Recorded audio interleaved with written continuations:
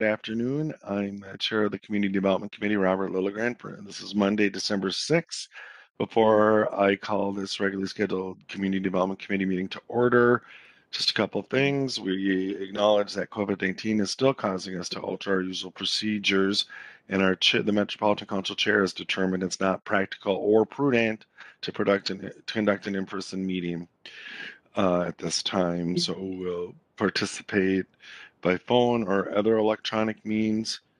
And let's see, by WebEx, again, just to remind committee members, we'll do a roll call for each business item, and please just use the written chat function only to address things like technical difficulties.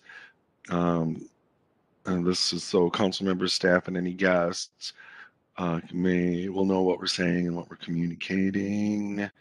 Let's see, if there's no questions, I will call this meeting to order and ask Michelle to take a roll call to establish that we have quorum. Michelle, please. Yes, Chair Lilligren. And I received advance notice that Councilmember Lee and Mousse will not be attending today. So I will start with Chambliss. Here. Assistant is enabled to save audio. Cummings. Here. Johnson. Here. Lilligren. Here. Lindstrom. Here. Vento. Here. Wolf. Here. Thank you. Thank you, Michelle. We have a quorum and we can move on to the agenda. The first item on our agenda is approval of the agenda. The agenda is posted at the Met Council website, and unless we have objections or changes, we can move on to our business. So committee members, any changes to the agenda? Hearing none, we will move on to our next item, which is approval of the minutes. The minutes from the November 15th Community Development Committee meeting are posted with the agenda. Is there a motion to approve?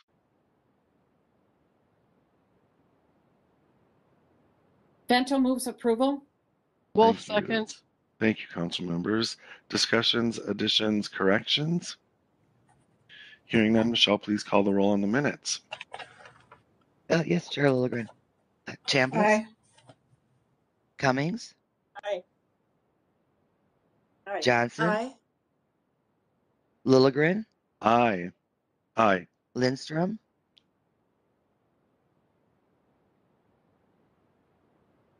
Vento. Aye. Wolf. Aye. Thank you. Thanks, Michelle. That item is adopted. And we'll move on to our consent agenda. And I just want to know, we have a very full agenda today, both consent, non-consent, and then some information items that should prompt a lot of discussion about policy change and a pilot project for home ownership. So looking forward to moving through this very full agenda. And the next item is our consent agenda. There are 3 items. They're all comprehensive plan amendments that staff have determined are non-controversial and consistent with council policy. So is there a motion to approve the consent agenda, please? So moved. Thank you, council member. Is there a second? Wolf seconds. Okay, Wolf and Johnson doing a simultaneous second. And discussion, hearing none. Michelle, please call the roll on the consent agenda. Yes, Chair Lilligren. Chambliss. Aye. Cummings. Aye. Johnson. Aye. Lilligren. Aye. Lindstrom. Aye. Aye. Vento. Aye. Wolf. Aye. Thank you.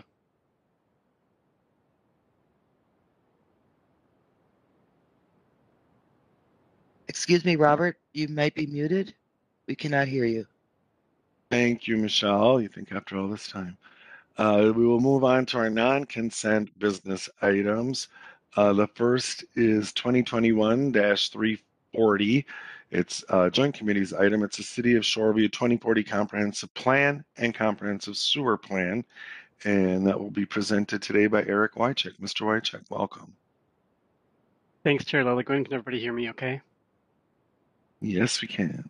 Great, thank you. I just wanted to warn you, the mailman just pulled up on my street. So if there's a bunch of barking and I have to mute, that will be why. So I apologize in advance. Thanks for the advance warning. Well, my name is Eric Wychek. I'm a sector representative for districts 2, 9, and 10 in the local planning assistance group in community development. And before I present this plan, I'd like to firstly thank city staff Nikki Hill, who is the Assistant Community Development Director, and former city planner Kathleen Castle for their assistance with this plan. They put a lot of work into this. I'd also like to thank Rita Trapp and Laura Chamberlain from HKGI for their assistance with this plan. So before you today is the City of Shoreview's 2040 Comprehensive Plan. Next slide, please.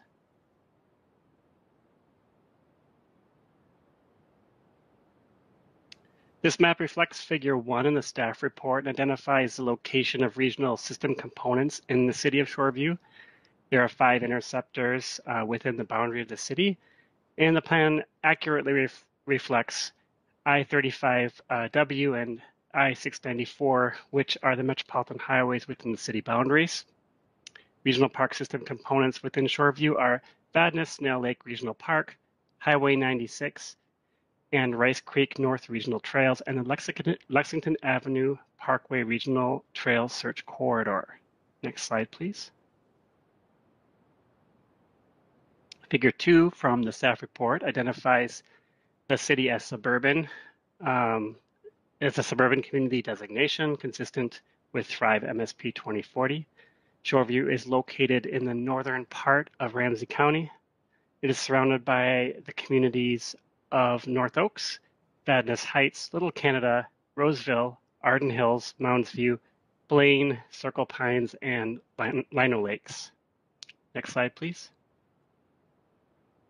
Table 1, also in your staff report, shows that between 2020 and 2040, the council forecasts that the city will grow by 0 population, representing 12,100 households. So there will be an increase of 1,500 jobs in that same time frame. It's worth noting that though this forecast shows no population growth, the land supply is expected to accommodate between 362 and 827 residential units. And part of the reason being that a lot of those units are currently under construction. Several hundred of them are currently under construction since this plan was initiated a few years ago. Next slide, please. Table 2 from the staff report shown here illustrates the planned residential density for the city. The overall density for guided residential land is expected to be between 7.4 and 17 units per acre. Suburban communities are expected to plan for forecasted population and household growth at an overall density of at least 5 units per acre and target opportunities for more intensive development near transit investments in a manner consistent with the 2040 Transportation Policy Plan. Next slide, please. This map reflects the existing land uses within the city. The city is 39% residential, and the second largest land use is parks and open space at almost 21%, followed by office land use at 3%. The city is a little bit unique because it has significant water resources. Any of you who've been to Shoreview probably know this. It's a really nice place, lots of great parks. Almost 11% of the city area consists of lakes, with several smaller connected water resources, including Rice Creek. Next slide, please. This map shows the planned land use for the city of Shoreview. In the 2040 future land use map, there are 5 residential categories: low density residential, medium density residential, high density residential, and senior residential. The plan also includes a mixed use residential land use, which consists of 60% residential with a density of between 20 and 45 residential units per acre. One significant change from the 2030 plan to this plan includes more clarity and specificity for what the city calls policy development areas. These are areas that are going to they're essentially redevelopment areas within the plan. In the 2030 plan, there was not a lot of detail in these policy development areas, but this plan actually kind of shores that up and includes a lot more definition to those areas. Next slide, please.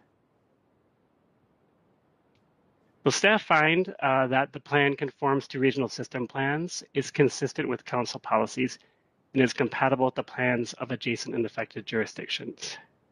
Next slide, please. Proposed Metropolitan Council action is the following. Authorize the City of Shoreview to place its 2040 comprehensive plan into effect, and advise the city to implement the advisory comments in the review record for wastewater and forecasts. Next slide, please. On Tuesday, December 14th, the Environmental Services staff will present to the Environment Committee, and this will be on the Metropolitan Council agenda on December 22nd. And again, I'd like to thank the city staff and the consultant that assisted with this plan. Any questions? Thanks. Thank you, Mr. Wycheck. Questions on that report? Any questions? Seeing none, Councilmember Lindstrom. I'll make a motion to approve. Thank you, Senator. Is there a second? Bento seconds. Thank you, council members. Any discussion on the motion? Discussion. Hearing none, Michelle, please call the roll. Yes, Chair Lilligren. Chambliss, Aye. Cummings, Aye. Johnson, Aye. Lilligren, Aye. Lindstrom, Aye. Vento, Wolf. Aye. Thank you. Thanks, Michelle. That item is adopted. And we will move on to our next business item, which is 2021-341, another joint committees item. It's the City of North Oaks 2040 Comprehensive Plan and Comprehensive Sewer Plan. And once again, Mr. Wycheck will present. Welcome, Mr. Wycheck. Thank you, Chair Lilligren. I'm actually presenting this plan on behalf of Michael Larson, another staff member and local planning assistants. Though this community falls within one of my sectors, Mike spent really most of the time in terms of reviewing this plan, getting it ready, and preparing the report for you today. So I wanted to thank him for all of his efforts. He couldn't be here today.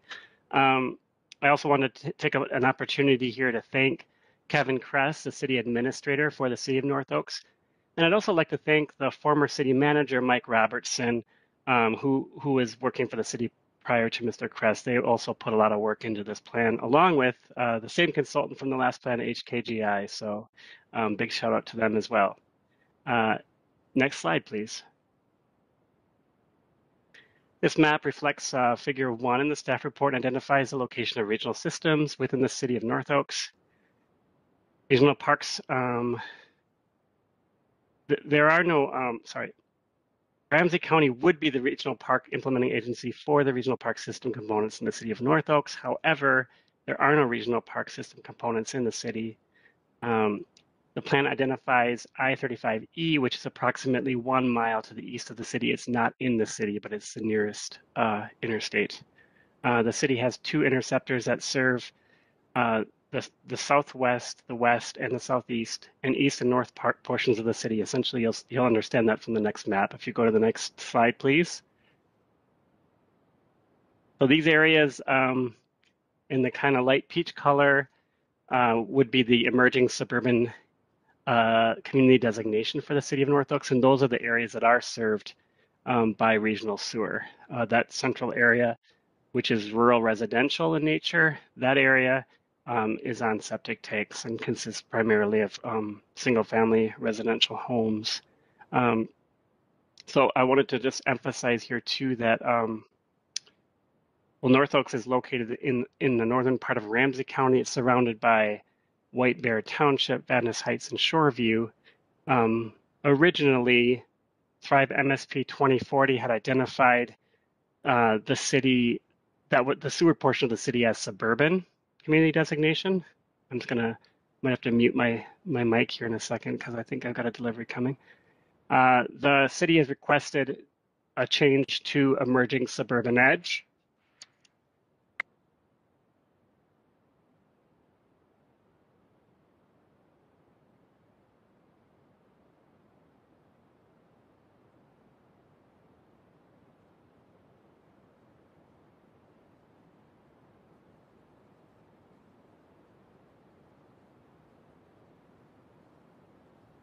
I apologize for that.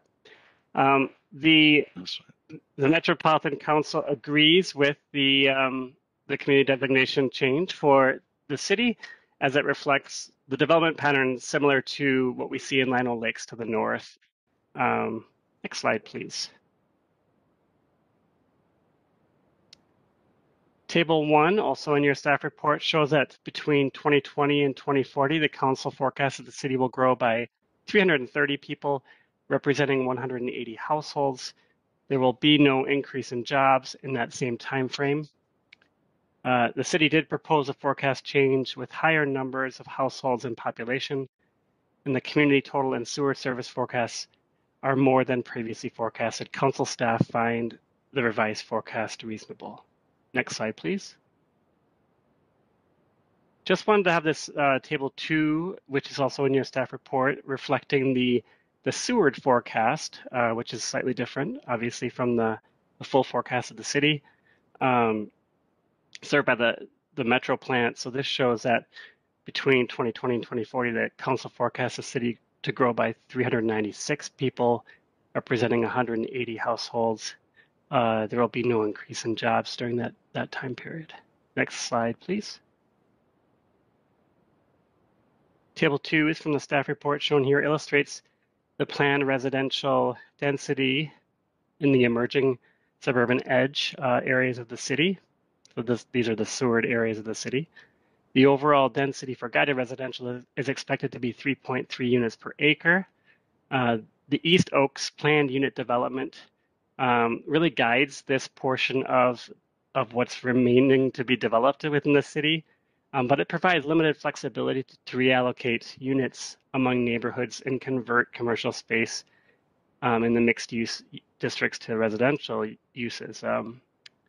This updated land use review results in a revised finding of a net density of 3.3 units per acre due to updated assumptions regarding developable acreage.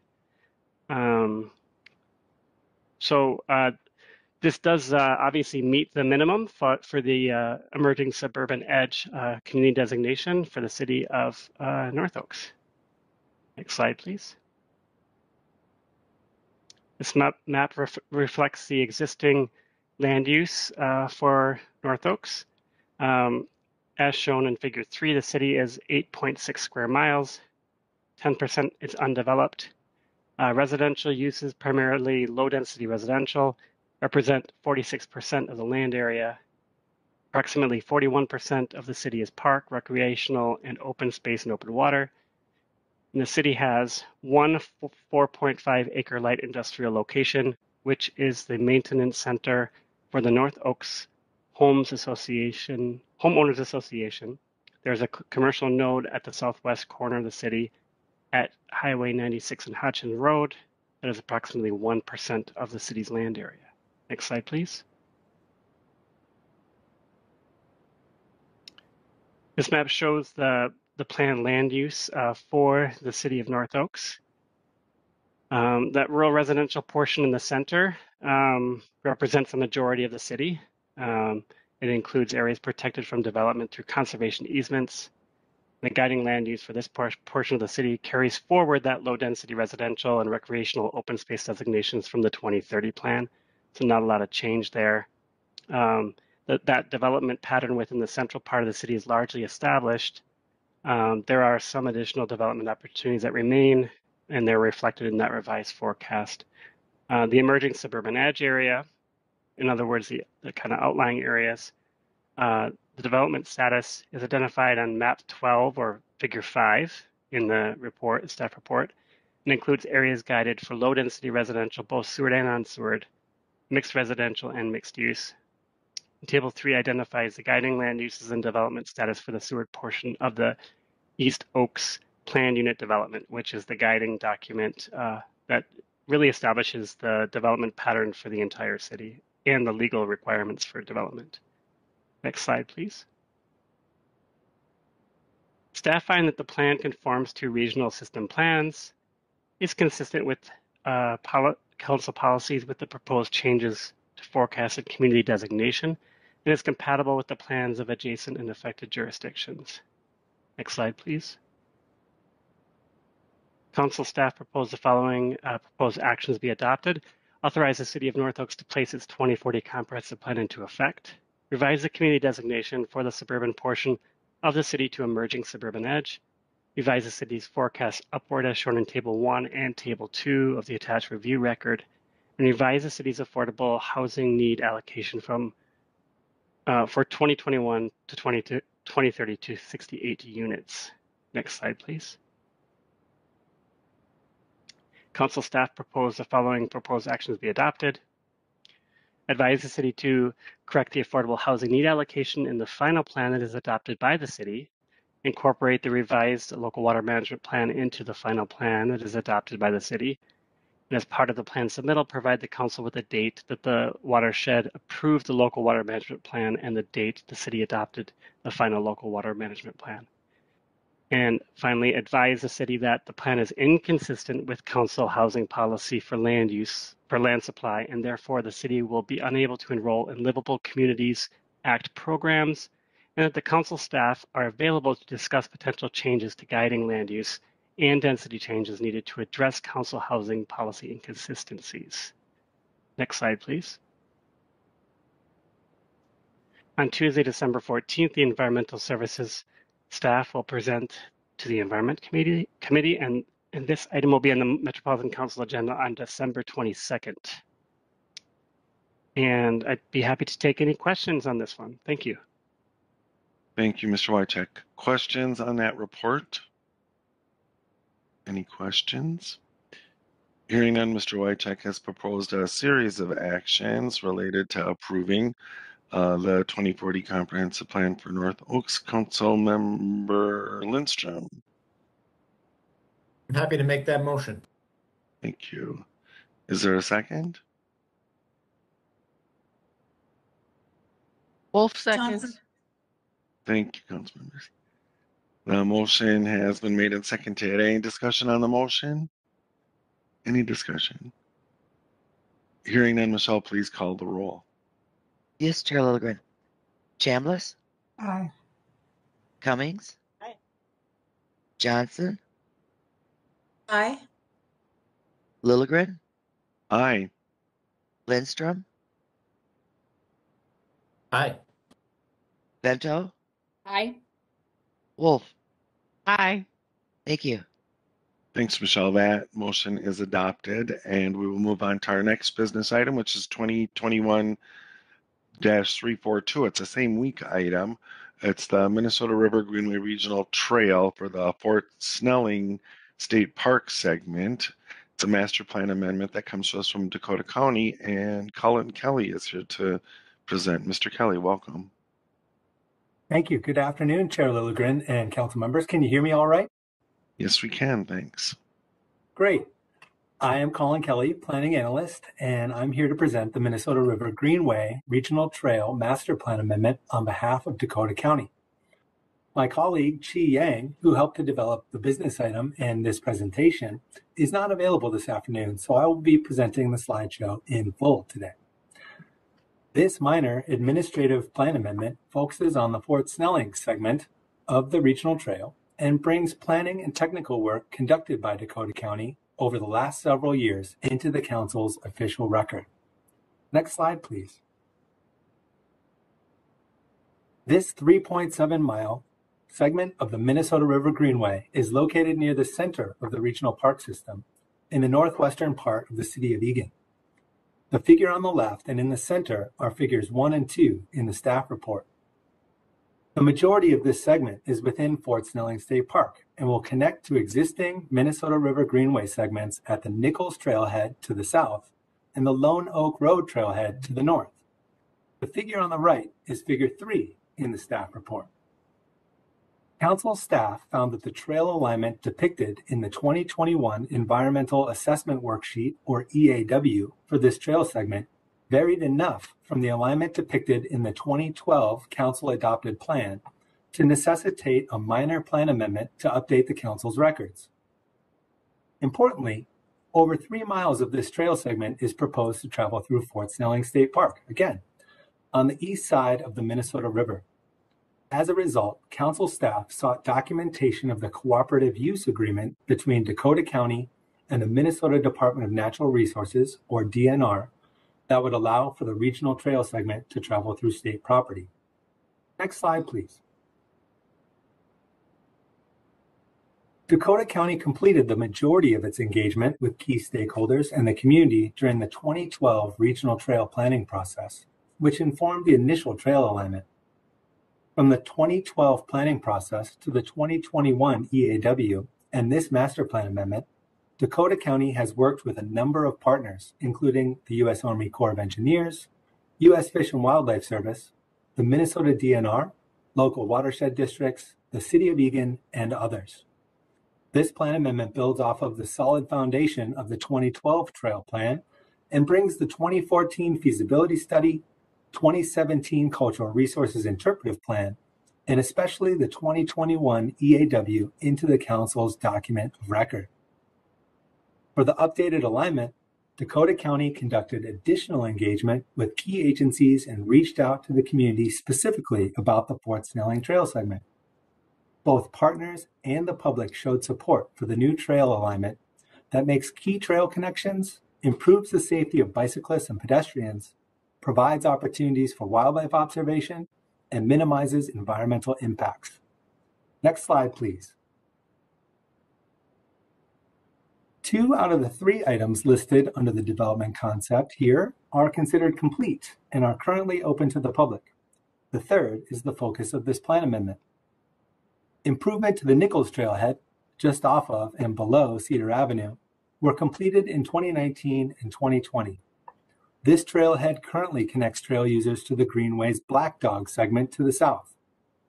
On the other end of this segment, the Lone Oak Trailhead was completed in 2021 and currently connects trail users to the Big Rivers Regional Trail to the north. In between, the regional trail is undeveloped.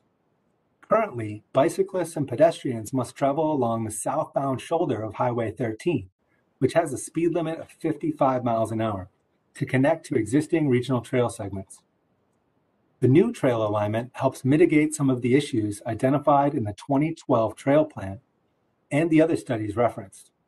Some of the improvements include the use of a boardwalk to avoid areas typically inundated by high water, movement of the trail to the west side of the railroad tracks, thereby reducing or eliminating potential interactions with private property owners, a reduction in the number of railroad track crossings from 3 to 1, and movement of the trail to the west side of the gravel lakes.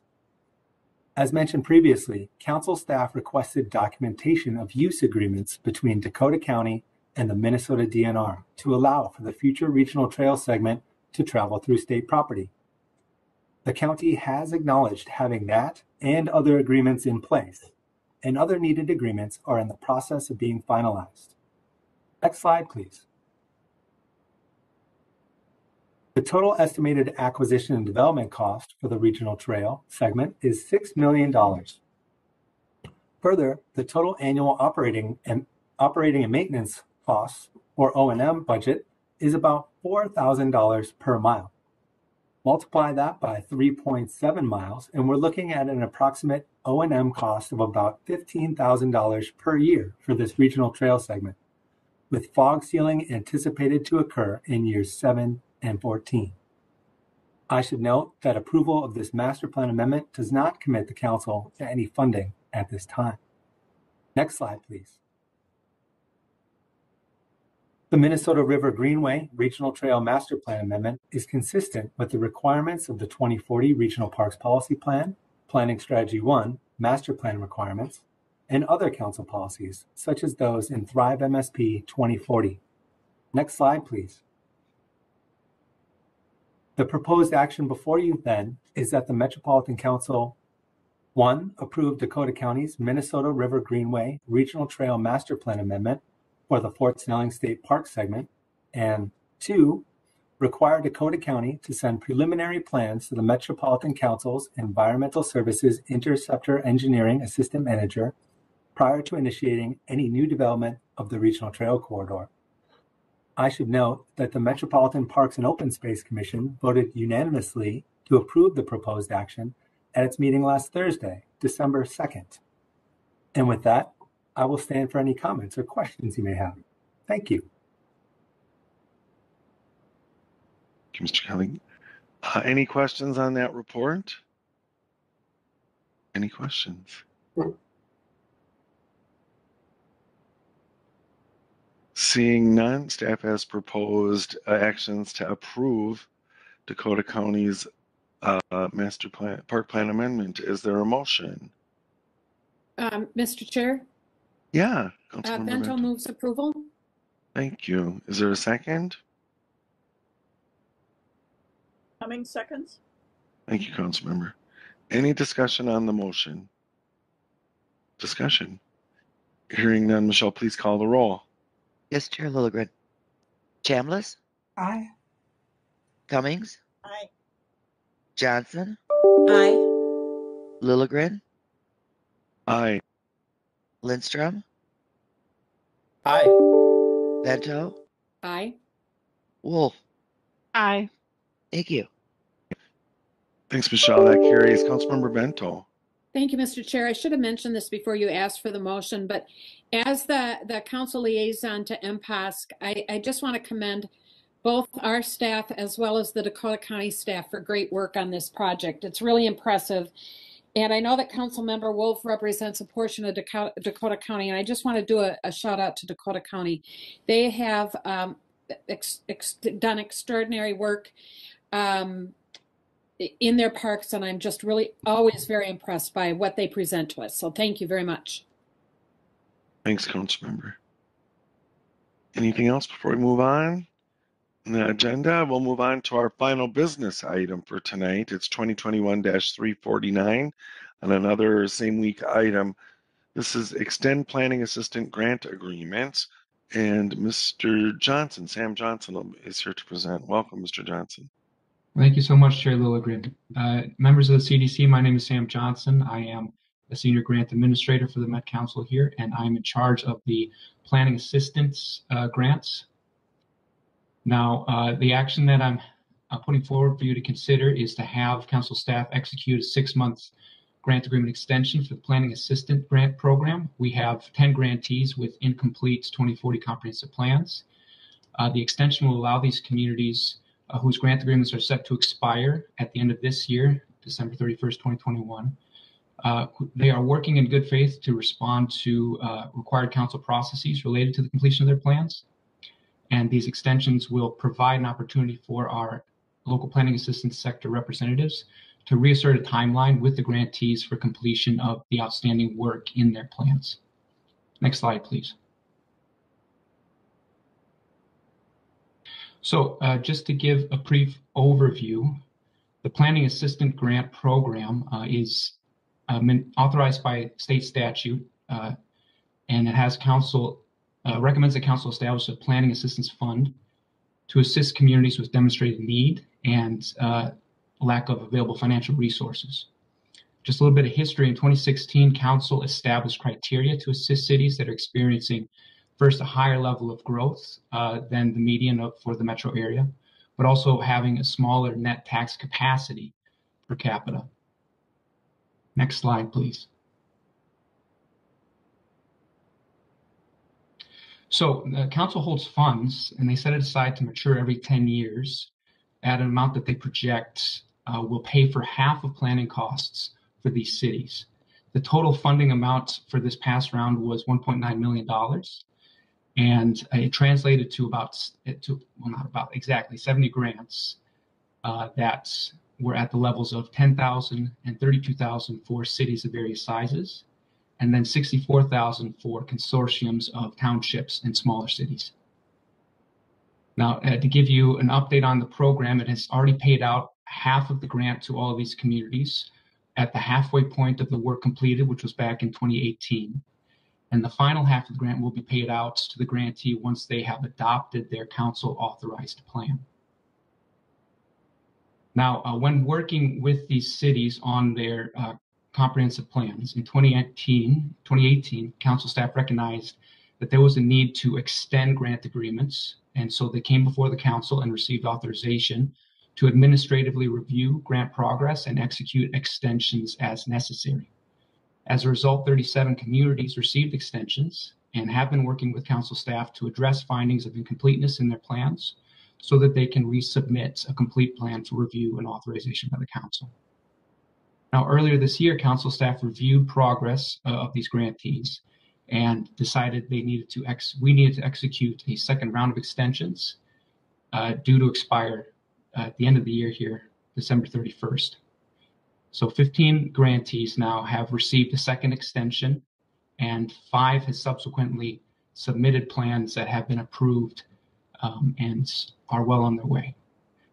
So we have 10 grantees left who are actively working with our LPA staff to address findings of incompleteness and submit a completed plan for the council to authorize. And then just to give a perspective in terms of funds, of the 1.9 million that was originally approved, these 10 grantees represent 188,000 in grant funding, of which 94,000 has already been paid out in that first round of payments back in 2018. So just a brief overview of staff recommendation, because these grantees have already submitted their plans, many of them multiple times for review, and are actively working with our council staff to address findings of incompleteness. We are now asking you to reaffirm your support for us to extend grant agreements for another 6 months for these 10 remaining grants. But we are also asking that this be the final extension. So give staff power to discontinue to call it quits on June 30th, 2022. Next slide, please. So in review of this action, staff believe that without the extensions, these 10 grantees who are working with the council to have these plans completed and submitted for your consideration, they're at risk of not receiving final payments if they don't do so before the 31st of December. So council staff believe that an additional 6 months is a reasonable amount of time to wrap up the progress, the work with the grantees, and then which would allow them to present their complete plans to council for review and authorization.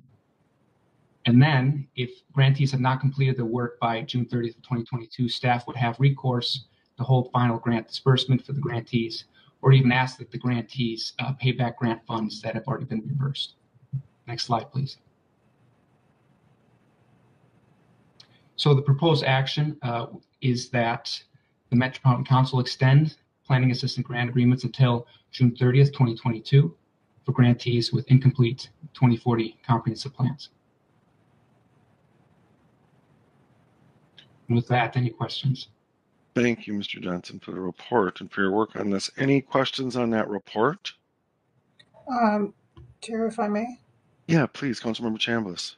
Yes, I'm curious if we could get a list of the cities that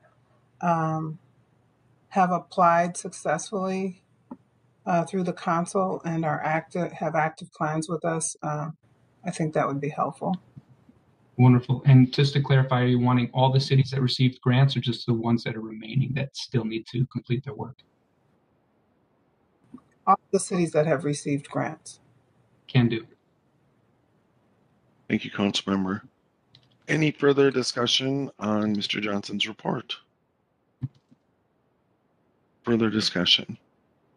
Wolf moved approval of the staff recommendation. Thank you, Councilmember. Is there a second? Second by Chambliss. Thank you, council members. Any discussion on the motion? Discussion. Hearing none, Michelle, please call the roll. Yes, Chair Lilligren. Chambliss? Aye. Cummings? Aye. Johnson? Aye. Lilligren? Aye.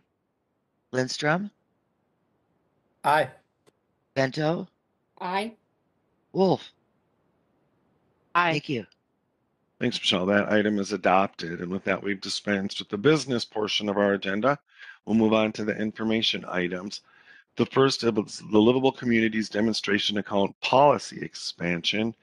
And Hannah Gary is here to present. Ms. Gary, welcome.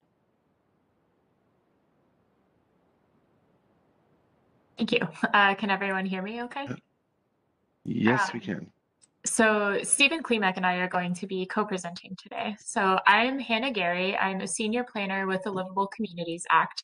And today we're presenting information on a proposed policy expansion in the LCDA accounts. And I'm Stephen Klimek, also a senior planner with the Livable Communities Act. And to get started, we'll go to the next slide.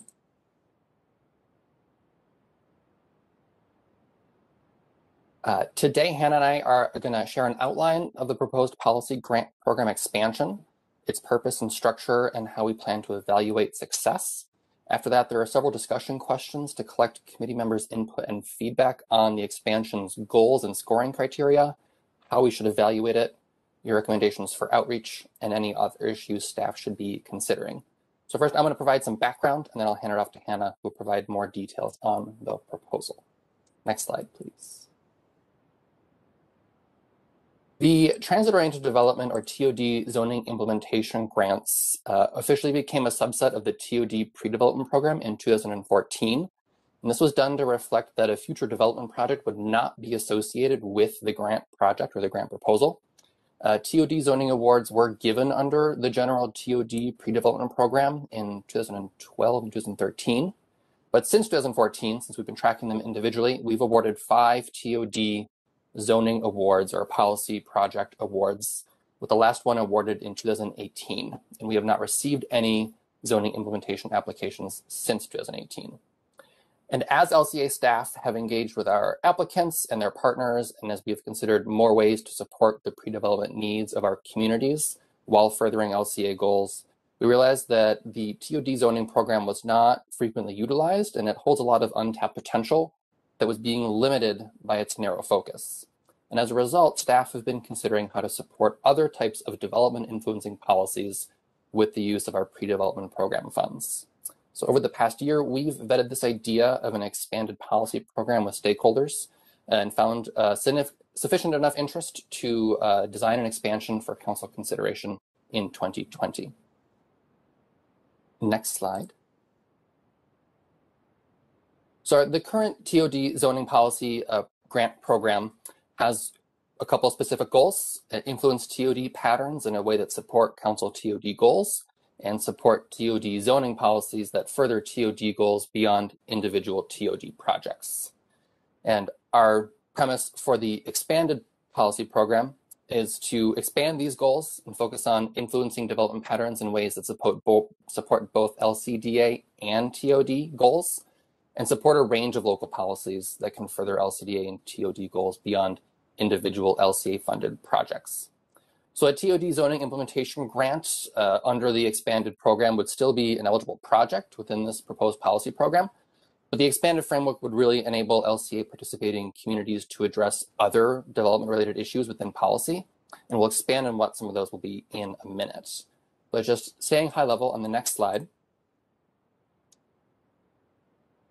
the kind of overarching high-level understanding of the kinds of policy projects that we would be able to support in the expanded program. These are the guiding principles for LCDA and for the TOD programs that policy projects could address: maximizing connections, and for TOD, increasing ridership, creating more housing choices through affordable housing, creating living wage jobs accessible to local workers, and in TOD also promoting a mix of moderate to high density development. And we use these guidelines to structure all of our grant programs. And on the next slide, in terms of scale and scope of what the proposed expansion would look like, it would be available to any participating LCA city, and staff expect 76 cities to be participating in the program in 2022. And on the next slide, the proposed expansion would remain within our pre-development programs that LCDA and TOD have. Our LCDA and TOD pre-development grants are offered twice a year.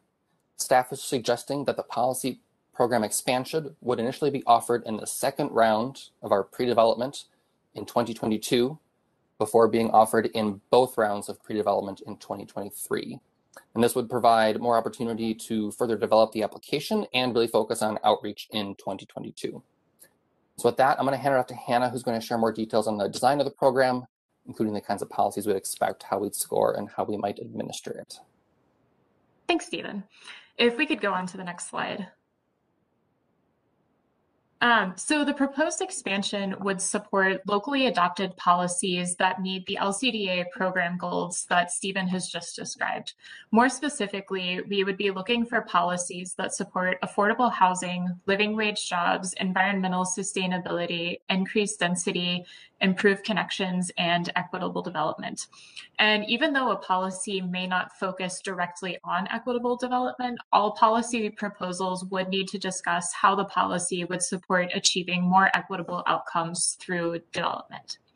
Next slide. So what kind of policies would we fund? Eligible policies are those that would both meet LCDA goals and are locally adopted by a city council and enforceable.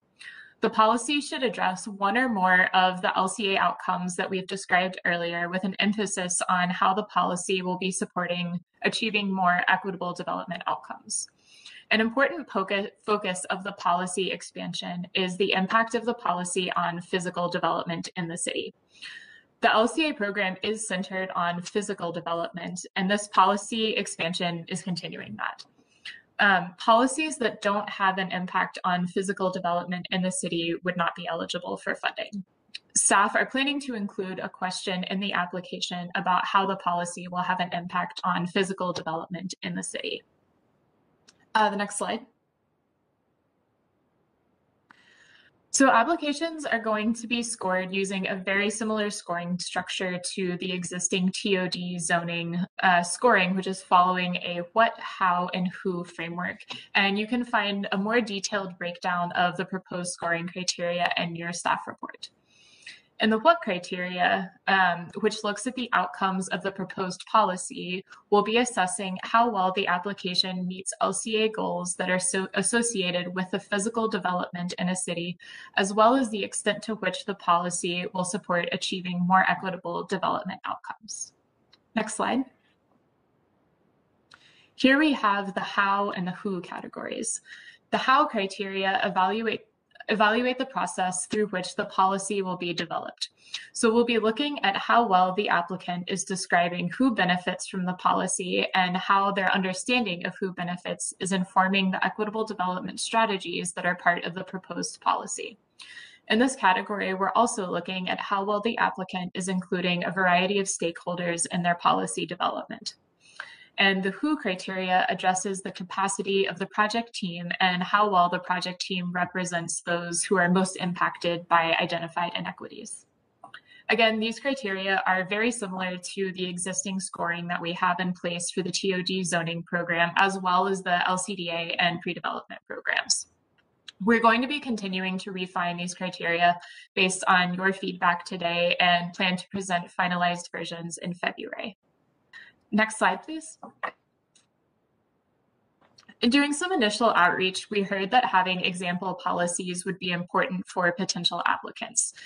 This slide before you is a very small snapshot of the kind of policies that would be eligible in the policy expansion program. The city of Richfield has adopted an inclusionary housing policy with a recent update that incentivizes larger units, deeper affordability, and has additional accessibility requirements. The city of St. Louis Park has adopted additional environmental sustainability requirements for some developments in the city, including some developments that are seeking local financial supports. And finally, the city of Minneapolis has included cultural districts in their most recent comprehensive plan. The cultural districts seek to prioritize resources to protect racial diversity and cultural identity of areas where a significant portion of the population identifies as residents of color. Next slide. So because this is a new program, we do intend to do additional outreach to cities to encourage participation, make sure that everyone is aware of the program, and make sure that everyone knows how to apply to the program. So right now, while the majority of our communication plan for next year is going to go out to a large list of city staff, developers, supportive organizations, and past applicants, we are planning to target this outreach just to city staff.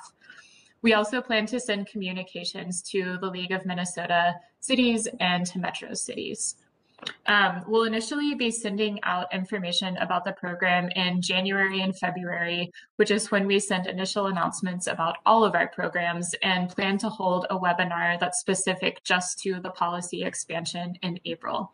And we do anticipate a lot of our outreach to be individual emails and small meetings with interested city staff, so doing some more personal outreach with city staff in participating cities. Next slide, please. So in line with our mindset of continuous improvement, we plan to evaluate this new expansion. And we do understand that we'll likely need to have more than one cycle to really get information about how well the program is working, but we want to make sure that we're including the evaluation plan at the outset. Through the evaluation process, we're interested in how well our own internal process worked, how easy it was for applicants to navigate that process, if the award amount was the right amount or if that should be adjusted, how the program should shift over time, and if there's enough interest or capacity, and what impact the program is having on development policies across the region. We're of course interested in policies that have come through the program and how those policies are having an impact on local development. But we're also interested in tracking the field of policy adoption more widely in the region and following trends to see how our programming can be the most supportive of local cities. Next slide. So finally, there are going to be a couple of minor administrative changes that would be associated with this policy expansion. Because we're anticipating the majority of the applications to propose policies that are impacting the city as a whole rather than a specific geographic area within the city, we're proposing to have a single application rather than differentiate between LCDA and TOD policy applications. So along with that proposal, we are proposing to make the same change in the pre-development applications. So the current LCDA and TOD pre-development applications are very similar, but applicants have to submit separate applications for TOD or LCDA projects. Combining the LCDA and TOD applications into a single pre-development application would be more efficient for staff, as well as streamline the process for applicants. And with having the applications combined into a single application, we would adjust the per city application limit and the funding limit accordingly. And those proposed shifts are going to be presented to you during the upcoming funding conversation in January. Next slide, please. So like Stephen mentioned, we have a few questions for the committee this evening to help us finalize the details on this expansion. First addresses the scoring criteria. Are we prioritizing the right things with our scoring? With this being a new outreach, we want to have as much, With this being a new program, we want to have as much outreach as possible. Are we targeting the right people for outreach? And do you have any other suggestions to target our outreach? And as I mentioned earlier, our focus on continuous improvement is leading us to do more evaluation. Especially with this being a new proposed program change, we want to make sure that we're tracking program success. Are there other elements that we should be tracking with our evaluation?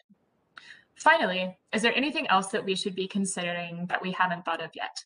And I'll ask Greg to leave this slide up so that we can refer back to the questions during the discussion.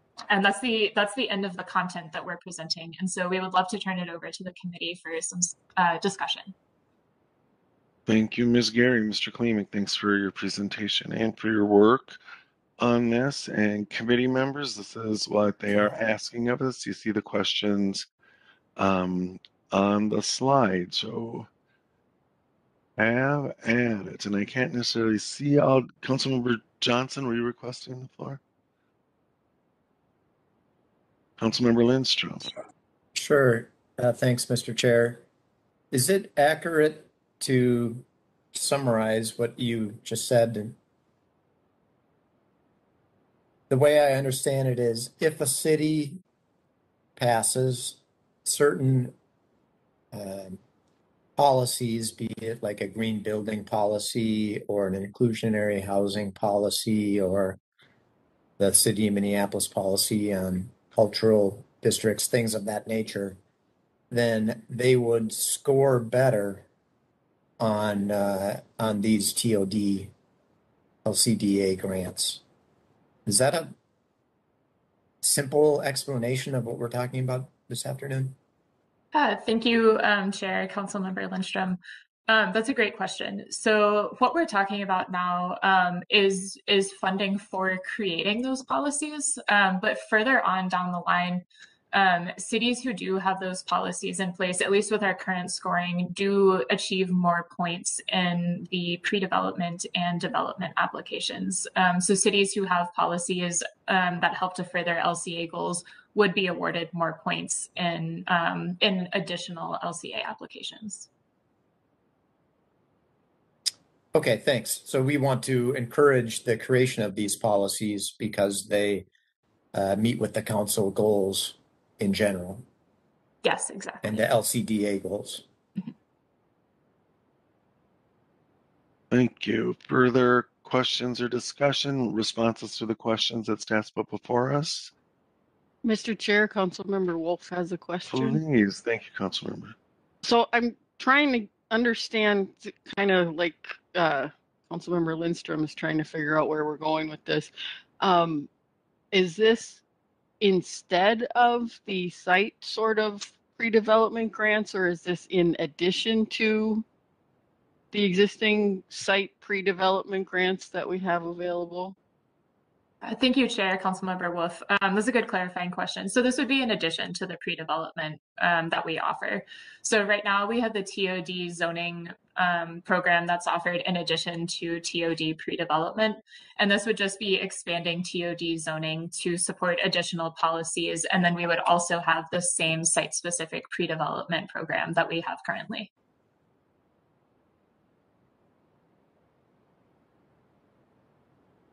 So just to clarify for myself, Ms. Gary, so this would be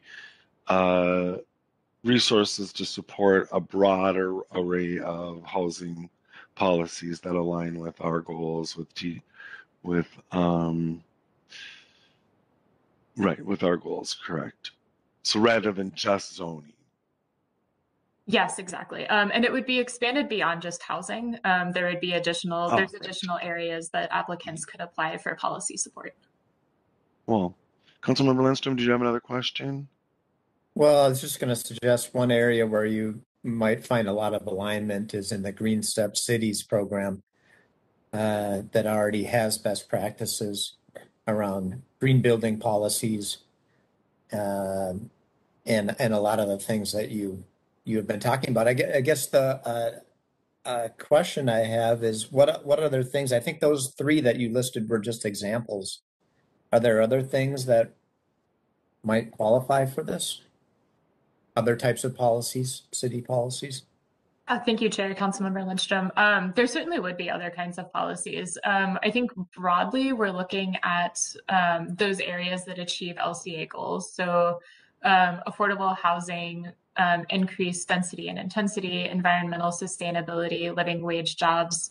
And right now, off the top of my head, I don't know that specifics are coming to mind, but if Stephen or Tara have specific ideas of other policies that they want to jump in on, I would welcome others to jump in.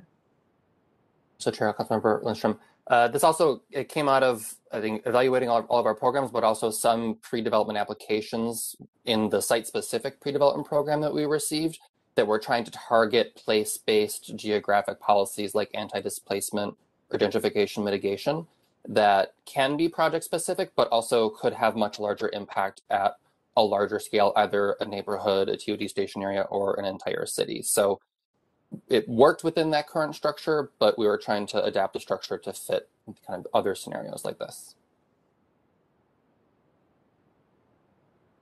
Thank you. Thank you. Council members, further responses to the question? Mr. Chair? Yeah. It's Peter. Hey, council member, go for it. How much do you think each grant might be? And are we thinking that this would be enough to hire a consultant to help the local government develop these policies? Thank you, Chair, Councilmember Lindstrom. Initially, we are looking kind of our draft number where we're at right now, we're looking at $50,000 to be award limit for the policy creation. And we would expect that to be working with a consultant or potentially supporting stakeholder engagement for the policy creation. And that's a number that we came up with from having some conversations with our local planning assistance teams and looking at other comparable grant programs that are available to support policy creation. It's possible that that number could shift slightly between now and the time that we present the funding recommendation to you in January, or the funding discussion in January. But right now, that's the initial number that we've been discussing.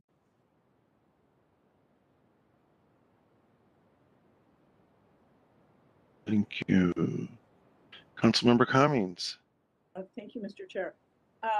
I especially like when in combining these opportunities into a single application. I think that it makes it much easier for smaller cities to apply, and I think that that's a worthy goal, because I think that can be a challenge. So I appreciate that.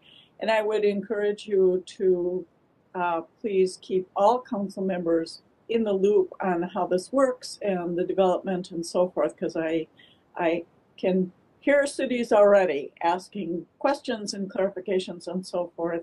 And but I like the direction that this is going, so I appreciate the work that you're doing. Thank you. Thank you, Councilmember. Further discussion, responses to the questions from other council members? Mr. Chair, Councilmember Johnson. Yeah, please, Councilmember. Thank you. I appreciated all the questions that were asked. Being able to serve on the housing work group, it really is nice to get all of the detail, and I've been very grateful to staff getting it to this point and then continuing on. So a lot of my questions have been asked and answered. I do appreciate the comments that were made about the money being able to be used for a consultant or assistance in creating those policies. Maybe I asked this in the work group, but I don't think so.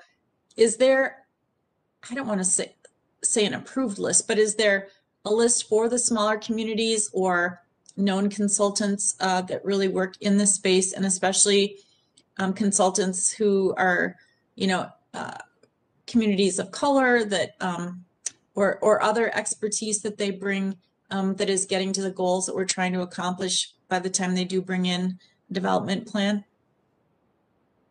Yeah, thank you, Chair Councilmember Johnson. That's a great question, and is something that I think we should definitely talk about internally in terms of developing our technical assistance around this program. We have folks that we reach out to do technical assistance for our pre-development and development. And that's a great suggestion for a resource to develop for this policy expansion. So to answer your question, no, we don't have that created already, but that's certainly something that I think we could work on internally to help provide assistance to smaller communities who might not already have those connections established. Thank you. And Mr. Chair, one more question, please. Yep. And obviously you've got the big players in the city community with the league and metro cities. And of course, the subsets of those are MLC, Municipal Legislative Commission, and others. So, that's really the best place to reach out. But I think too, I know the staff does a really good job, and maybe council members can assist if in a capacity for staff is always an issue, but there are always the North Metro Mayors Association, and I've got the mayors group that meets out in my district as well. And I know they're the Ramsey County group, and there's just Dakota County officials who all meet. It might be worthy of some. They meet, and it might be good program content is all I'm saying, to help get to that next level where officials can ask questions and get answers directly from the team and share ideas amongst their peers in some of this work too. And then especially as some of these policies have been or are being created, I know we're also a good resource for the best practices and maybe some sample ordinances or sample policies or whatever it might be that can be shared out, so that we don't have to reinvent the wheel with this money each time a city wants some support, but can continuous improvement around what we're trying to do and make each policy better, and then hopefully they're giving us feedback in that process as well, so that we're hearing what they're coming up with. And I really do appreciate the team to sharing with us that it really is the cities who are helping to drive this, and that the feedback is so important because they're the ones who have to figure this out and implement it and get it right, whatever that means for their community. So just really appreciate the efforts on this. I think it will evolve and continue to move forward, but I think our goals in this are solid, and the cities will be hopefully driving it. Thank you, Councilmember. Other comments from committee members? Other comments? And then, Stephen, I have one question, and this goes back to the administrative changes that are outlined on slide 15. And I am really intrigued and sort of charmed by this idea of just combining the application. So there's just a single application, and you say that it's more efficient for staff and applicants. And I just want to make sure that I'm clear on what that means. And what I think it means is that applicants and staff won't waste time, I guess, applying in an area which might not be appropriate and then evaluating that application. And so it seems like from a user perspective, an applicant perspective, you would submit your application and then staff would have the ability to administratively determine which was the most sort of competitive pool of funds. Is that what I'm hearing? Yeah, thanks for that question. So in terms of how it's easier from the user end, that's definitely part of it, that we do spend quite a bit of time talking with applicants about which is the best program for them to apply to. And with this proposed administrative change, applicants wouldn't have to go through that process of trying to figure out which program to apply to and talking with us about which program to apply to. And on our end, we actually would be looking at just combining those pools of funding rather than having separate LCDA and separate TOD pre-development funding. Sure. Because the applications and the scoring criteria are so similar, and we would just focus then more on scoring within context. So making sure that we're still assessing applications within their particular development context. And then on our end, for the staff side, rather than creating two nearly identical applications and making sure that all of the wording matches between the two applications, we would just be creating the one application. So it would eliminate a lot of that double checking to make sure that we're presenting the applications in almost an identical way for the two programs. Thank you. And okay, and then just to sort of touch on answering your questions, I'm very supportive. I really like the uses that are listed on slide 8 about what policies that we would be funding. And I'm trying to get back to the questions here. There we go. Okay. And talk about outreach, and maybe this is already part of your outreach plan.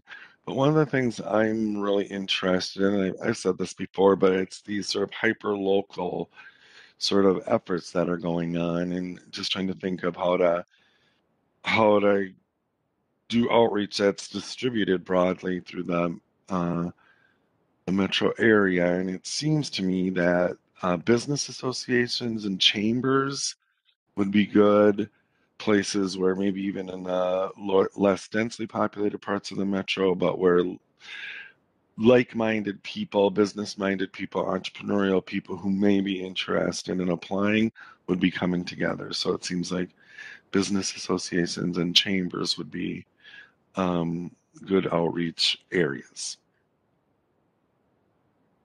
And I think that was all. Yep. Committee members, any other input for staff? And we'll be seeing this again in January, correct? Yes, this will be part of our, I guess pieces of it will be coming back in January. And then when we present the final fund distribution plan for approval in February, we'll have all of the finalized details presented there. So I've definitely been taking notes throughout the conversation, and we'll be making sure that we make updates based on the feedback that we've gotten today. Thank you, Ms. Geary. Mr. Klimek, thank you as well. Committee members, any other input? Anything else? All right, thank you very much. I have been in Zoom meetings since like 8 o'clock this morning, and I'm actually losing my voice at this point. So it's a good thing we finished our agenda. Anything else, committee members? Tara, did you? Oh, excuse me, we do have one more information item. Oh, I'm sorry. I'm jumping. Okay. Like I was wondering why Tara just came on screen. Thank you, Michelle. All You're right. very welcome. We will move on to the local housing incentives account affordable home ownership pilot with Tara Beard and Ashley Johnson. Welcome. Hang in there, Mr. I'm Chair. doing my best. we won't let that get us down. Thank you, Mr. Chair. Sorry about that. Yeah. Not at all, not at all. Again, my name is Tara Beard. I am the Livable Communities Manager, and I will turn it over to Ashley to introduce herself and get us started in the presentation. Good evening. I am Ashley Johnson, manager of the Local Housing Incentives Account, or LHIA. Tara, who is the manager of the Livable Communities team, and I are back to discuss LHIA's Affordable Homeownership Pilot. Next slide, please. So today we will be discussing 4 items with the committee. First, we will give a brief overview of the pilot. We were last here about 3 months ago in September, and since then we've incorporated feedback from September's meeting and had discussions with the council's housing work group and land use advisory committee, and both have given us invaluable feedback and direction. After that review, we will share draft scoring criteria for the committee's discussion and feedback. And next, we will revisit funding availability options and discuss next steps. Next slide, please. So by now, I think you all are fairly familiar with the pilot priorities. The aim of the pilot is to create affordable homeownership opportunities in communities and populations that are underserved, specifically communities that are primarily single family with limited affordable homes for sale, which refers to priority 1, and or communities with worse racial disparities in homeownership than the regional average, yet have significant populations of Black and Indigenous households or households of color, which refers to priority 2. Next slide, please. So here we list requirements for pilot eligibility. So the pilot would be a program under the Local Housing Incentives Account, meaning to be eligible to apply, cities must be Livable Communities Act or LCA participants. And as guided by statute, that also requires a dollar-for-dollar match of the grant award. Since LHA is specifically for affordable housing, proposals would need to be affordable to households earning 80% of the area median income, or AMI or less, which in 2021 translates to about $79,900 or about $80,000 a year for a family of 4. So finally, while not required by statute, staff recommends similar threshold criteria as other LHAA programs. So these is speaking to the last 2 bullet points, that there be a minimum affordability term of 15 years, and that homeowners be set up for success by utilizing first-time homeownership or home buyer education when applicable. Next slide, please. So if you can remember, the last time that we presented, we proposed a pre-qualification component to the pilot. So that means that certain cities were pre-qualified for pilot consideration based on regional, geographic, and racial equity data. However, we made significant changes. We analyzed 2020 census data, and that data showed much less differentiation between communities that could achieve pilot priorities and those that could not. So for that reason, the less differentiation between communities, staff is no longer recommending a pre-qualification component. Instead, staff has developed a two-step scoring process that will require a minimum score in step 1, which is more aligned with how we score in other LCA programs. And in the next few slides, we'll discuss how it could work. Next slide, please. So, as mentioned in the previous slide, step one was set a minimum bar for addressing one or both pilot priorities, and it's shortened for the rest of this presentation as pilot priorities. And then step two of the scoring process would include two sections. One, to consider engagement efforts to people with significantly lower rates of homeownership in white households, so that's very contextual. And this is to ensure equitable access to housing opportunities created with our funding. And this will be termed equitable access moving forward in the presentation. And then another section under step two will consider unique local needs and the depth or length of affordability provided in a particular proposal, which we will call unique needs and affordability in the presentation moving forward. Next slide, please. So let's jump into our pilot scoring criteria. So for the next few slides, here's a little guide at the top right where we show where we are in our scoring process, whether we're in step one or step two. And for geographic equity listed here, there are points based on a community's affordability and a community's share of single family housing stock. One criterion that I would like to unpack and highlight here is the last one. So we're proposing to award points if a project is in a city with affordable housing, with an affordable housing need less than 20, or if more than 50% of their affordable housing need is in the 51 to 80% affordability level. So this is an example of how we've been working to directly link regional housing policy and comprehensive planning work to our LCA funding priorities. Currently, all LCA participating communities have acknowledged their share of affordable housing need for the 2021 decade in their comprehensive plans and are guiding for higher density land to make the creation of affordable housing possible. However, some communities have a very small allocation of future need. So for example, one LCA participating community has an allocation of only 3 units through 2030. So these points for under this criterion would incentivize those communities with smaller need numbers to consider meeting those needs through affordable homeownership opportunities. And other cities may have allocations of need, but may have larger allocations of need, but based on staff research, the majority of that need is within that bracket, that 51 to 80% AMI range. So this would incentivize those communities to consider meeting that income level through wealth building opportunities of homeownership. Next slide, please.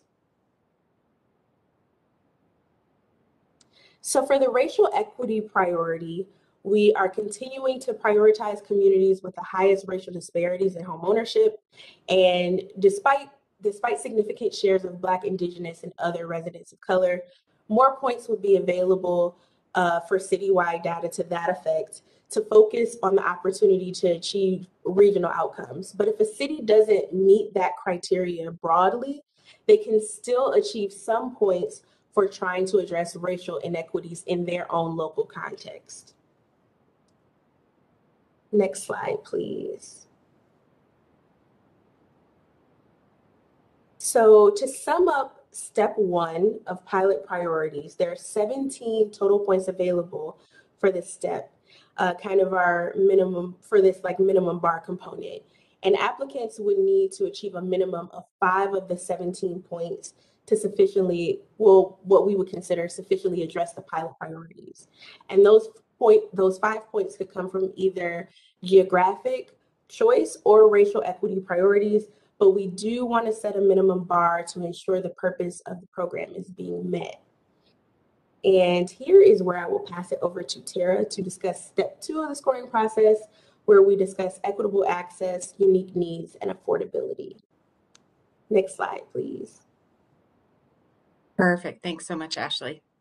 All right, so moving from pilot priorities section to equitable access section, this is what I've called in the past the best practices list that we've discussed with you before to ensure that Black, Indigenous, and other home buyers of color have equitable access to home ownership opportunities. And so we also want to consider, we also would consider applicant provided best practices to achieve these points. You know, additional things that aren't on this list that can be demonstrated through the application process that are being done to create equitable access to the homeownership opportunities that we fund will certainly be considered, and we're even hoping can help us broaden this list and expand on our ability to provide technical assistance about best practices over time. I'm going to go on to the next slide. I realize there's a lot of text on that slide. I'm hoping that the fact that the tables are also in your info item, and we can certainly go back, is a good enough reason to not read to you every individual criterion. So for the final section of the scoring criteria, which we call unique needs and affordability, that's where we would look at cultural, financial, or other needs unique to the local context. We would also look at deeper or longer term affordability, so points for projects that could serve households earning less than 80% AMI, and for proposals that would maintain the affordability of the home upon resale for more than the minimum of 15 years.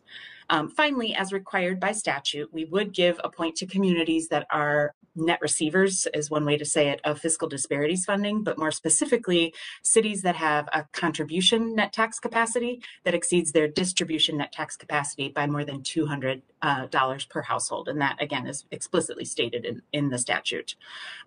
So this is basically a connection to fiscal disparities that supports communities with less tax capacity and their ability to achieve points in the program or in the evaluation. Next slide, please. So this is kind of the summary slide for all three sections. Again, the pilot priorities has a lot of points available. There is a minimum bar we would expect to ensure we are achieving pilot priorities, but there's a variety of ways to achieve them.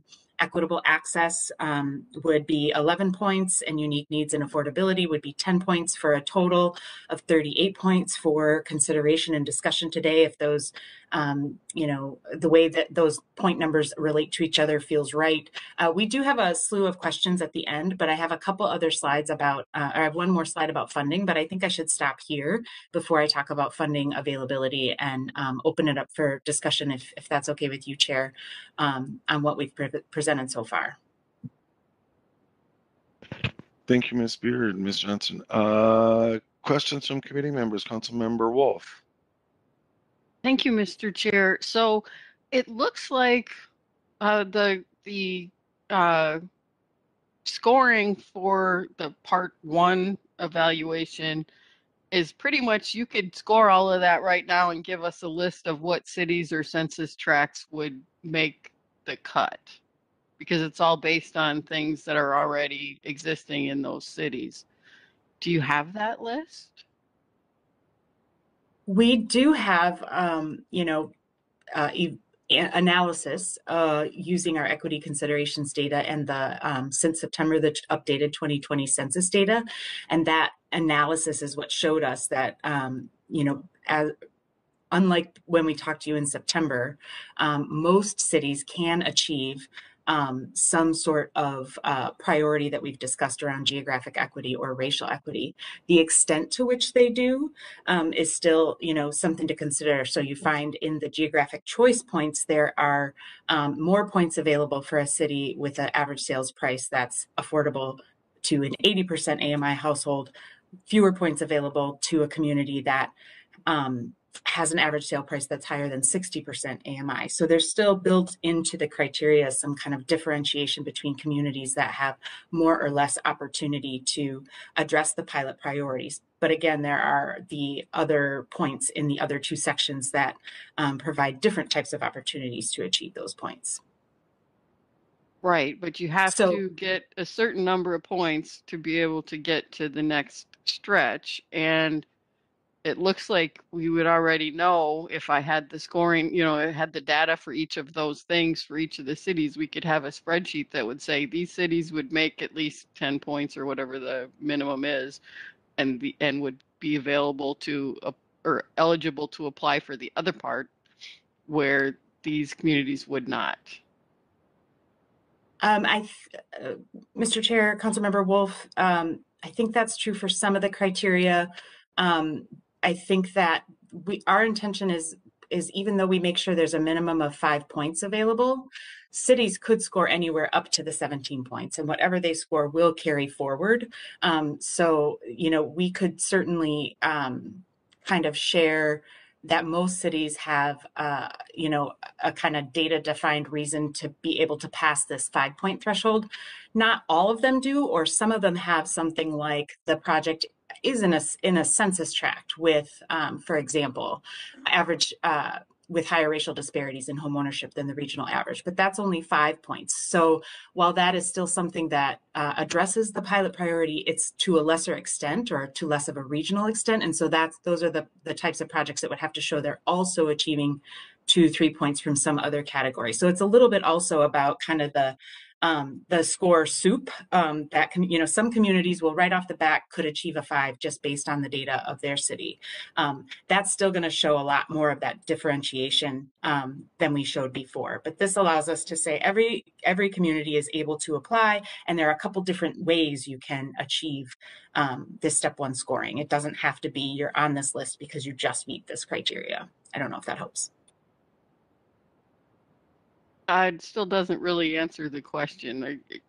I mean, if possible, I would like to see like a spreadsheet that says each community would end up with this much based on what they have in their community, because if none of those have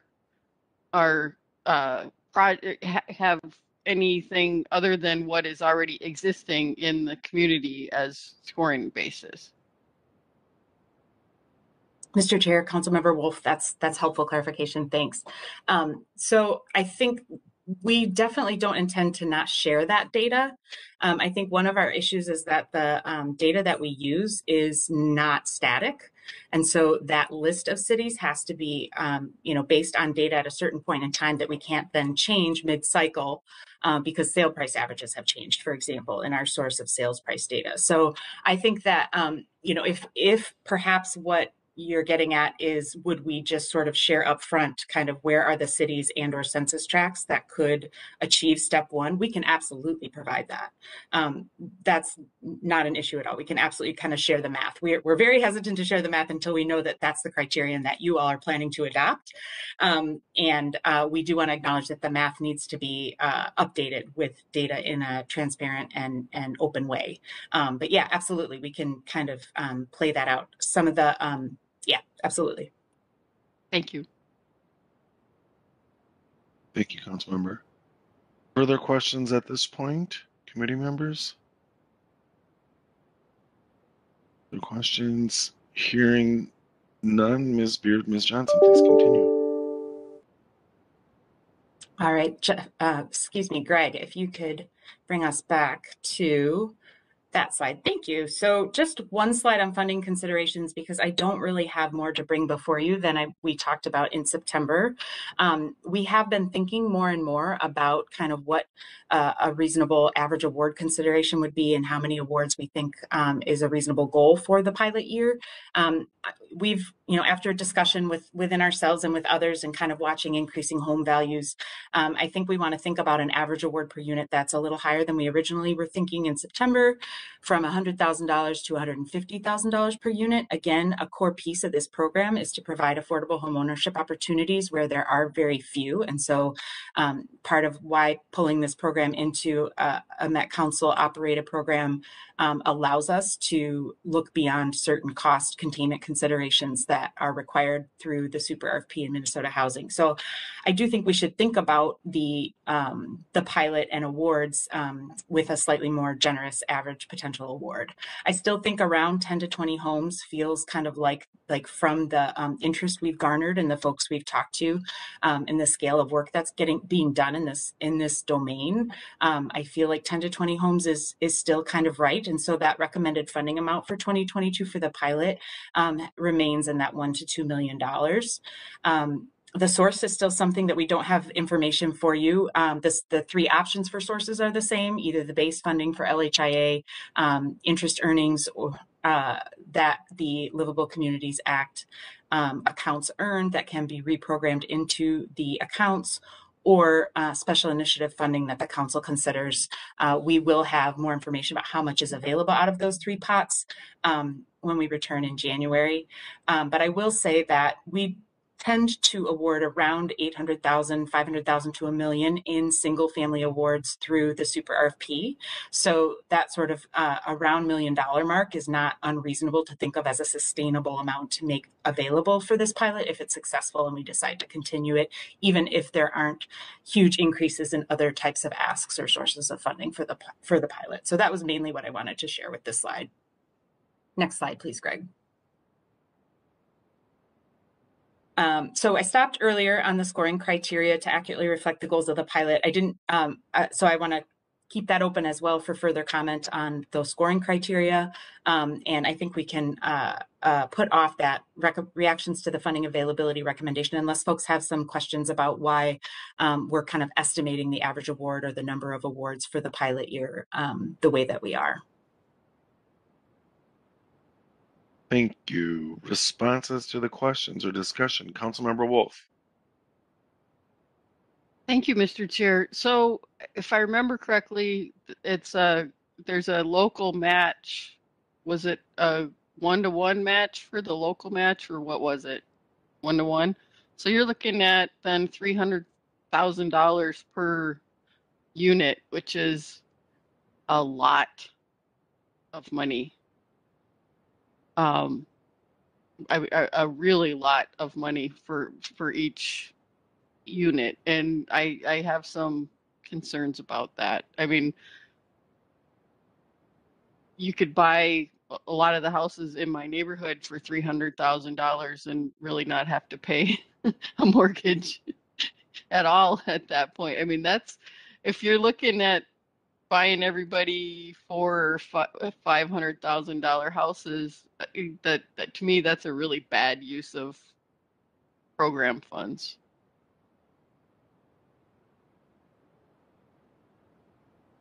Thank you, Councilmember.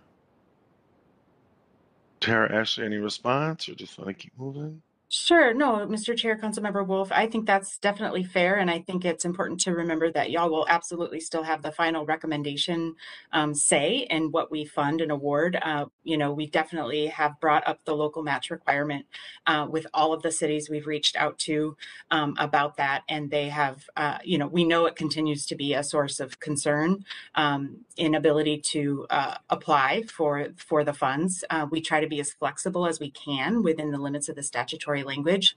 For example, county funding toward the project can also be included in the LCDA program where we tend to fund multifamily. We allow lost tax increment to count as local match. We have one city in the region that currently taxes the property taxes for low-income homeowners that own their homes through a specific type of project or program. Their tax base is based on what they paid for the home, not the market value for the home.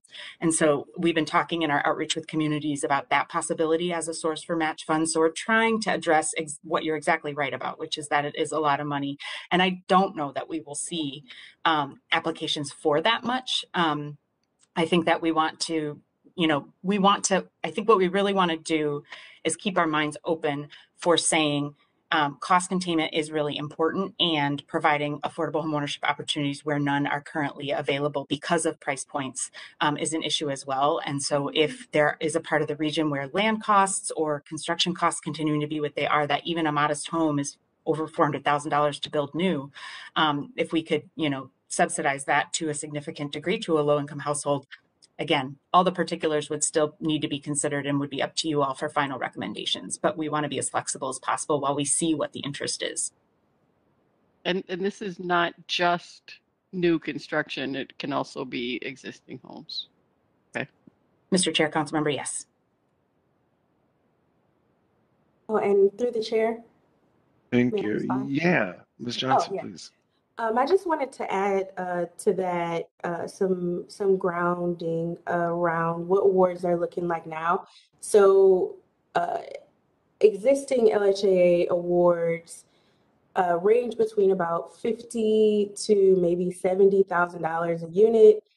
Similar conversations are happening in Minnesota Housing's process where, for example, last year we awarded about $50,000 a unit to townhome development in downtown Chaska. And each unit cost about a little over $500,000. And those staff at Minnesota Housing were concerned about creating opportunities that cost that much. And conversations did go on in that realm. And something that staff members from Minnesota Housing were advocating were similar to what Tara and I are advocating. There is a range.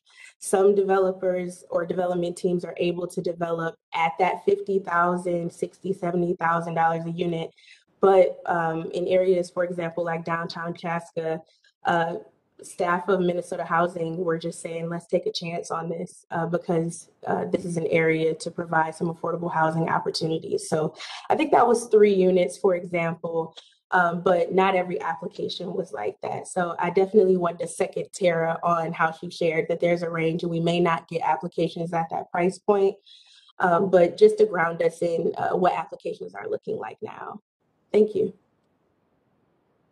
Thank you. Further input? Mr. Chair? Yeah. Oh, I see Councilmember Johnson, then Councilmember Lindstrom. Thank you, Mr. Chair. I really appreciate this discussion. And Councilmember Wolf, I really appreciate your questions as well. And I'm glad it was clarified too that this is for preservation of affordable housing. I would say, and maybe I again brought this up in the work group, but I doubt it. If in the calculations, if there can be a percentage of the project ceiling so that we're not, I mean, it's going to sound weird, but over subsidizing, right? So I think that's the point maybe Councilmember Wolf is trying to make. You know, if we had all the money in the world, we could buy everybody homes, but we don't. So how can we, you know, economically make a difference and ensure that it's a percentage of the sales price that falls within some reasonable and rational parameters, which I know you guys are working on doing. And, you know, I'm really interested in, y'all know because of the emails I've been sending in around our housing work group, that, you know, preserving homes is probably the better bet right now for affordability than, you know, scraping, you know, cornfields and trying to get infrastructure in. And although, you know, that's probably where some of the most affordable housing is needed. So I know it's as much of a art as a science, and trying to do this and work with Minnesota Housing and all of the proposals that come forward. And then, you know, as much as of an affordable housing advocate I am, I just, you know, can harken back to the days though on my city council when our HRA in Plymouth was working on something, or perhaps it was just a regular proposal coming through the process with other support and assistance. And, you know, we were always, you know, developers need to make a fair wage in this at the end of the day as well. But I know there were concerns, and we just wanted to always voice that we don't want to, you know, be subsidizing the bottom line of a developer when you're in a hot market, right? So I don't know how you calculate that and work that through in the crazy market that we have right now, but it was just always something that I know on behalf of our taxpayers, we wanted to ensure that the benefits would accrue to the homeowner and work to ensure some affordability going forward without penalizing the homeowner. We wanted them to also gain the benefit of wealth building over the years. So I'm just saying all of this because these are the things that go through my mind, and maybe a bit resonating with maybe some of the things Councilmember Wolf was trying to bring forward. Thank you, Councilmember. Councilmember Lindstrom. Thanks, Mr. Chair. Absolutely more of an art than a science. And I think that's why I applaud this effort to come forward as a pilot project in the first place, right? We're not rolling out, you know, a brand new initiative that's all encompassing. We're going to roll it out as a pilot. I think the scoring criteria makes sense to me with the equity focus on geographic equity, racial equity. And I also like the additional points for those cities that have a low tax capacity. I'm sure you mentioned this at the outset, but was this run by the BIPOC working group as well? Mr. Chair, Councilmember Lindstrom, do you mean the BIPOC working group of the council? Of the council, yes. No, we have not brought this pilot idea to that group, though we would be happy to. I know Chair Lilligren, you're on that group, so I'll leave it to you if you think that's a I'll good idea. make the commitment to confer with the chair and yeah, let's see if you'd like to review it.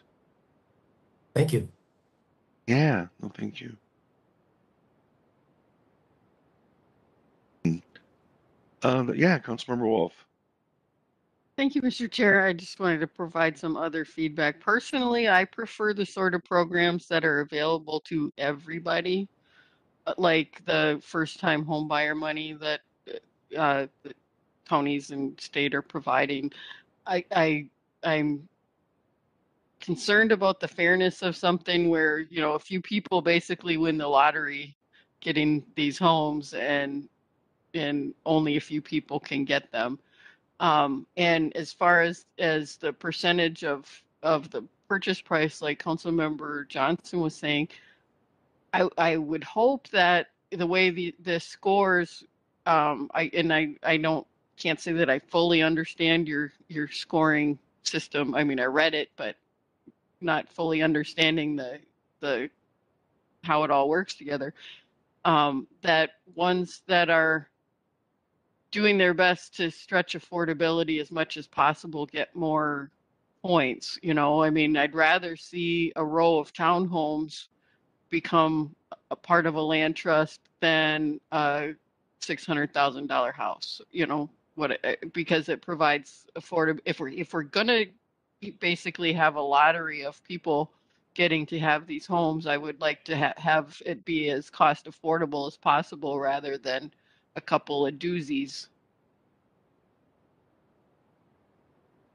Mr. Chair, if I may? Yeah, please.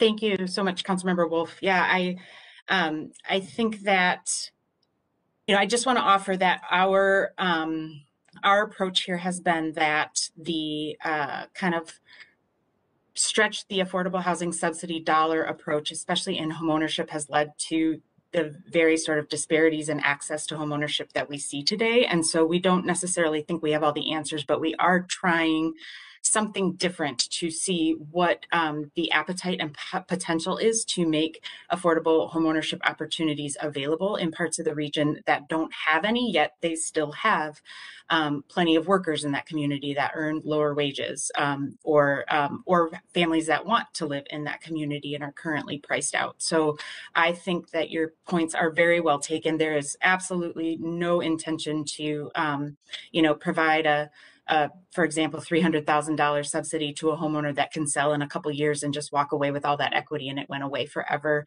We 100% have designs in the program that would, again, require a term of affordability, which means upon resale, the next homeowner has to also be affordable and much of the subsidy has to stay with the home. And so, we're definitely really cognizant about those issues, and it absolutely is kind of a policy direction and something we can try to suss out more in the criteria. How are we evaluating that kind of tension of recognizing that we want to create affordable homeownership in parts of the region that just don't have any in the homeownership realm, and absolutely ensuring that we aren't overspending. I think the thing to keep in mind is that by design, this would be helping multiple households over the years. So the per household subsidy is actually much less than the initial unit subsidy.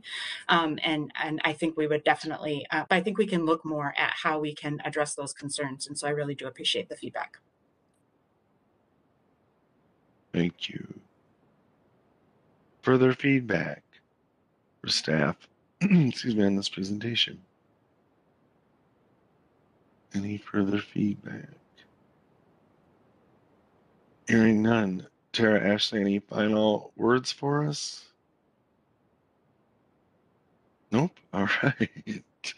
Thank you. Thanks very much. And thanks, committee members, for this rich discussion. And now, Michelle, that's the end of the agenda, correct? Yes, you are correct. Great. So, seeing no further business before us today, we are adjourned. Thanks, Thank you, everyone. everyone. Enjoy your